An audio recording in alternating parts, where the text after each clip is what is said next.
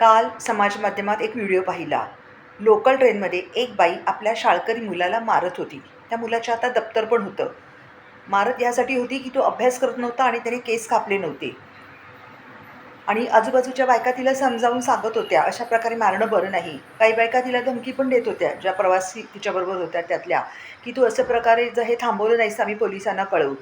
पण ती म्हणाली, "माझा मुलगा आहे, मी काय ते बघून घेईन." बघा, अशा प्रकारे मुलांना मारणं हे चुकीचं आहे. विशेषतः पब्लिक प्लेसमध्ये मारणं हे तर अत्यंत चुकीचं आहे. त्यामुळे मुलाच्या व्यक्तिमत्त्वावर वाईट परिणाम होऊ शकतो आणि भविष्यात तो गुंडगिरीला पण प्रवृत्त होऊ शकतो. मला मान्य आहे की प्रत्येक आई आपल्या मुलाचं चांगलंच चिंतते. पण चांगलं करण्याची ही धडपड आहे ना, ती व्यक्त पण चांगल्या प्रकारेच व्हायला हवी. ती आई मुद्दामून असं करत नसेल. कदाचित तिला स्ट्रेस असेल. तिला कुटुंबात नीट वागणूक मिळत नसेल, नवऱ्याकडून नीट वागणूक मिळत नसेल, तिला ऑफिसमध्ये काही त्रास असेल किंवा तिला त्या मुलाच्या शिक्षिका काहीतरी बोलल्या असतील, की शिस्त नाही लावली तुम्ही घरात किंवा काय.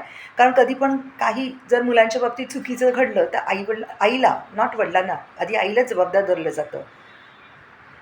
तर अशा कितीतरी प्रकारच्या कुंठा त्या स्त्रीच्या मनात असतील, तिला खूप स्ट्रेस असेल. पण स्ट्रेस मॅनेजमेंट पण आपल्याला शिकणं गरजेचं आहे ना.